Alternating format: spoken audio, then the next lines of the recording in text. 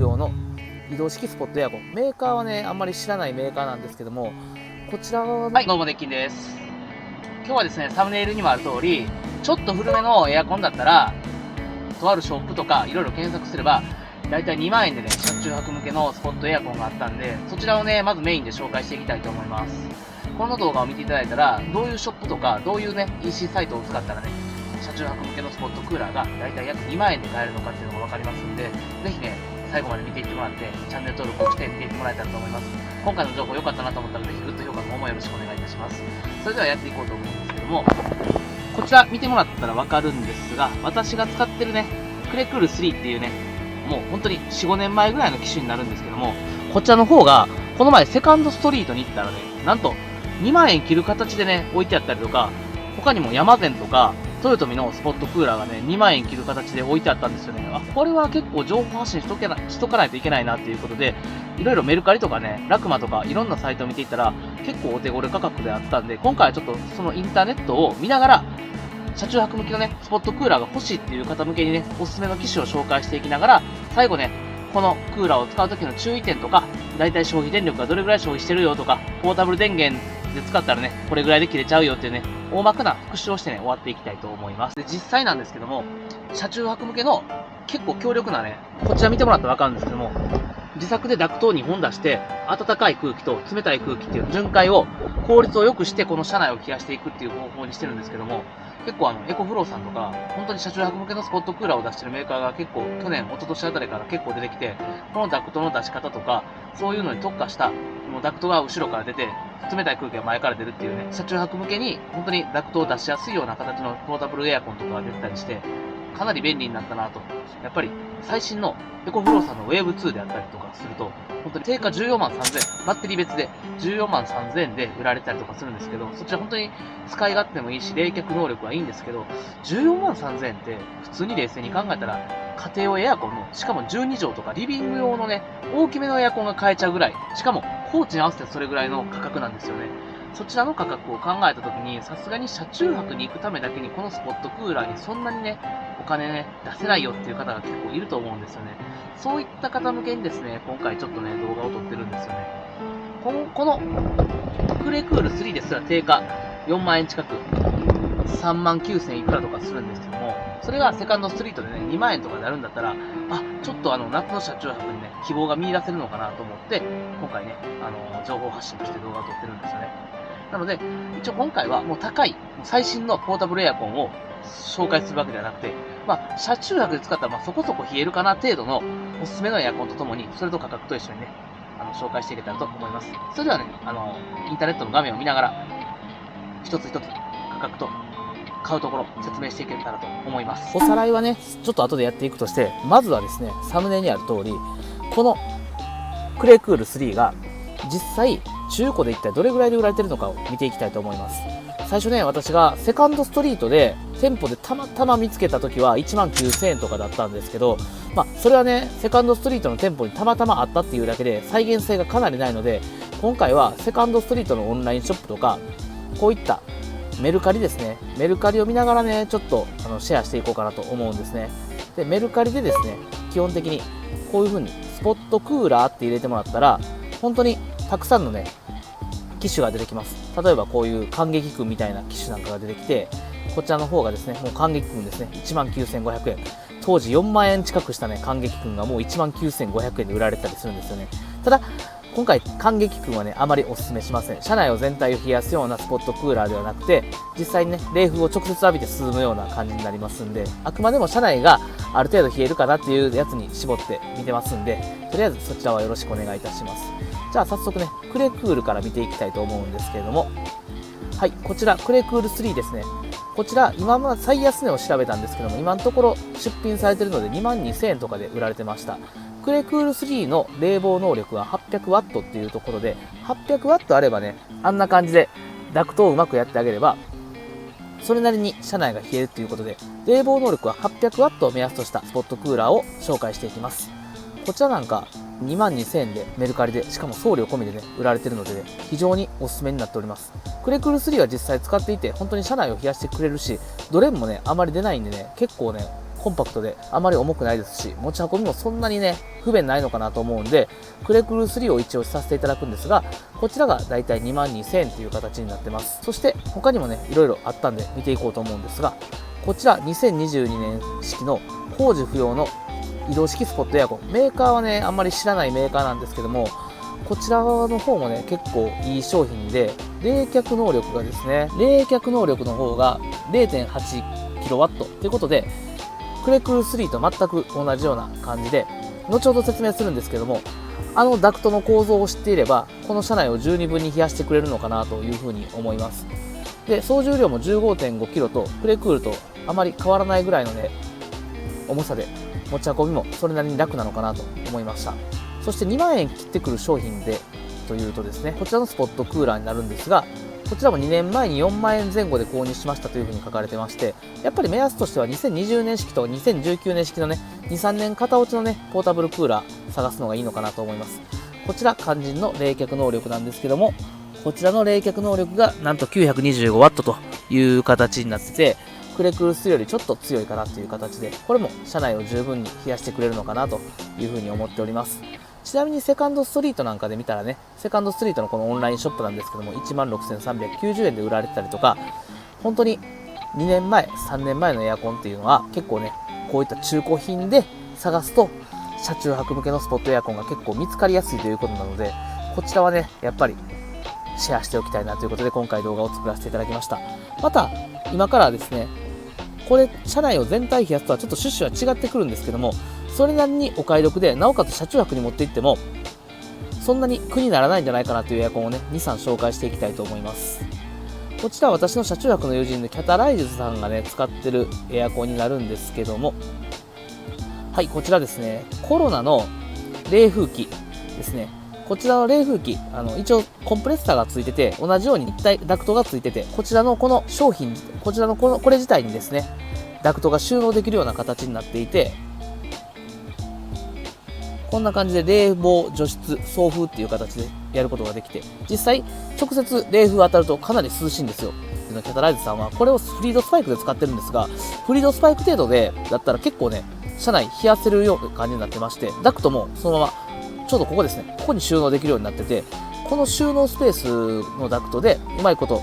車外に温風を排出してあげたら、それなりに涼しく車内過ごせてましたんで、こちらもね、なんとね、1万円とかで売られてるんですね。なので、スポットエアコンを新品で探すとか、もう最新の超冷えるエアコンが欲しいんだっていう風なこだわりのない方は、こういった中古でね、探すのがいいのかなと、私個人的には思いましたんで、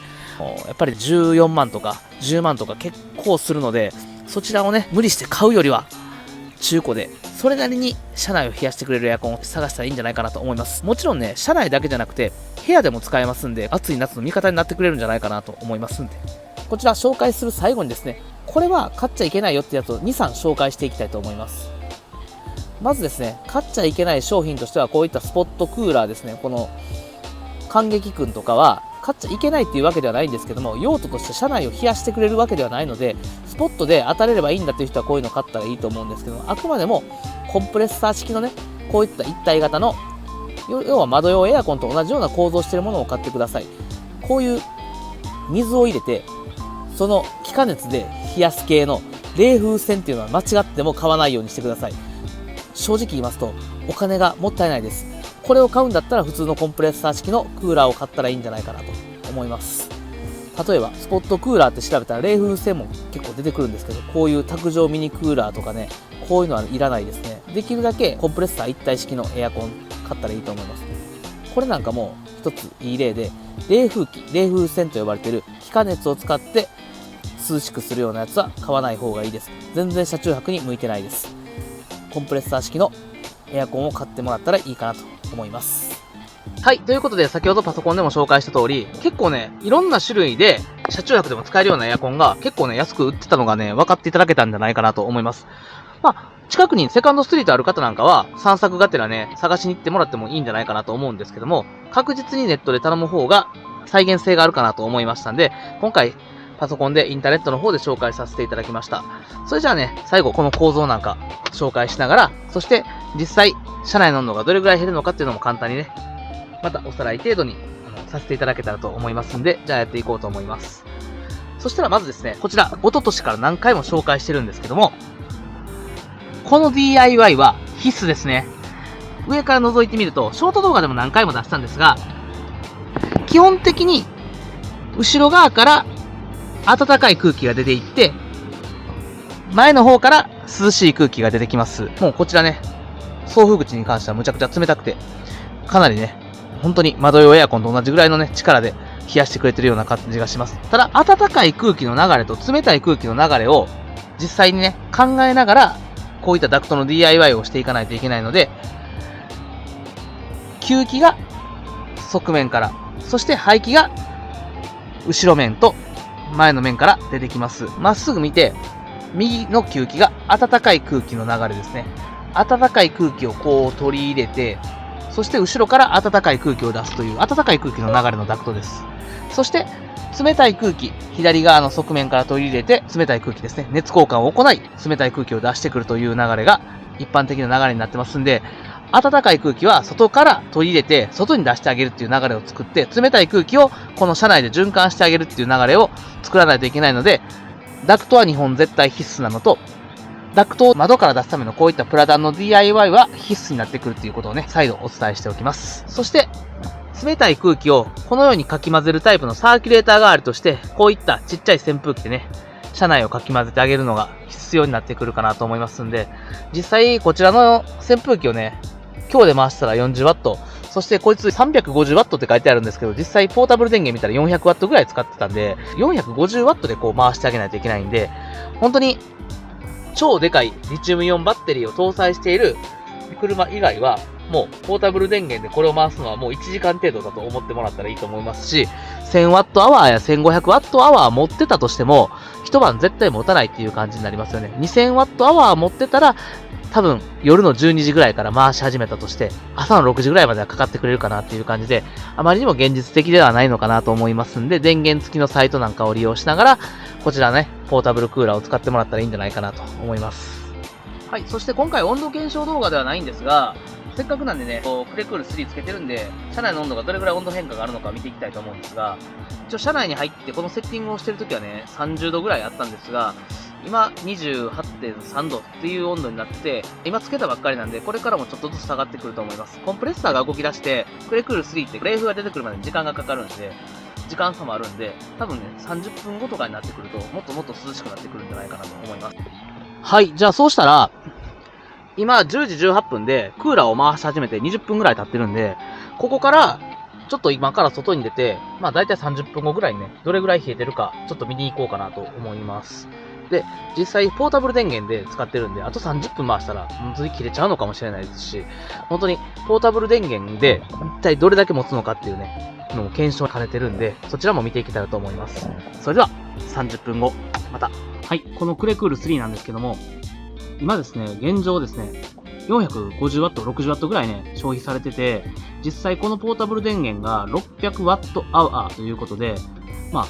普通に今、あと2時間で電池切れますよっていう状態になってて、ファンもぐるぐる回ってますね。なので、500、600Wh 級だったら、まあ、1時間から2時間持っていいのかなっていうぐらいだと思います。なので、やはり車中泊には現実的じゃないってことがね、このポータブル電源の残り残量とか、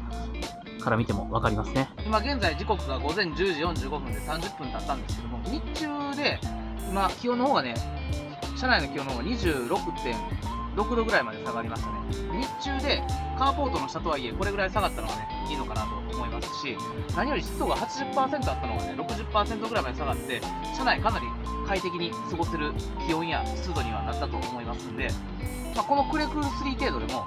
梅雨のね、日中カーポート内だったらこれぐらい冷えるということなので、熱帯夜だったらね、日差しもないですし、もっとね、車内の気温も冷えて、かなり快適に過ごせるんじゃないかなと思います。はい。そして、エアコンが切れました。エアコンをつけ始めたのが10時。そして切れたのが11時3分ということで、ポータブル電源では2時間持ちますよみたいな感じで書いてたんですけども、なんとね、やっぱり1時間ぐらいしか持たなかったですね。コンプレッサー回ってたら、実際こちら定格出力が 350W っていう感じだったんですけども、この 350W を大きく超えて 400W ぐらいで回ってたんで、やっぱ 600W アワーだったら 1.1 時間ちょっと持ったらいいのかなっていう感じで、やっぱりポータブル電源、ミドル級のポータブル電源で使うのは現実的ではないかなということが証明されました。はい、ということで今回はね、せっかくの夏なんで、またスポットクーラーのネタということでやっていったんですけども、今回はちょっと一風変わった、実際11万とか12万ぐらいするような高い車中泊向けのポータブルエアコンじゃなくて、市販で売られてるポータブルクーラーの、なおかつ中古品っていうのを紹介していきました。それと同時にね、おさらいの方もしていったんですけども、いかがだったでしょうか。今回の情報良かったなと思ったら、ぜひグッドボタンの方よろしくお願いいたします。夏、車中泊するときって、本当にエンジンをつけてアイドリングをしてサービスエリアで寝るか、高い避暑地の方の RV パーク、またはキャンプ場に行ってやるか、それか電源サイトを使って、ポータブルクーラーを使って、快適な車内にして寝るかの、このもう3択だと思ってるんですよね。大容量リチウムイオンバッテリーを積んでるキャンピングカーとかと違って、こういうミニバンを改造されてる方とか、もう本当にね、スポットクーラーで対応していく方っていうのもね、多々いると思うんですよね。車中泊、それぐらいね、浸透していってる中で、このポータブルクーラーっていうのは、この夏のね、車中泊アイテムとして浸透していってる中で、結構お高い買い物になりますし、しかも、この夏だけしか使えないという代物にもなってきますんで、そこはね、お財布と相談しながら、買っていただけたらいいのかなと思います。今回は万人向けだとは思ってます。実際、2万円とかでこのポータブルクーラーを買って設置して車内で快適にね、車中泊できたよっていう方とかもね、いらっしゃったらね、本当にね、今回情報をね、発信した甲斐があるなというふうに思ってますんで、よろしくお願いいたします。それでは今回これで動画を終わっていこうと思います。ご視聴どうもありがとうございました。次回の日曜日またお会いできたらと思います。それでは。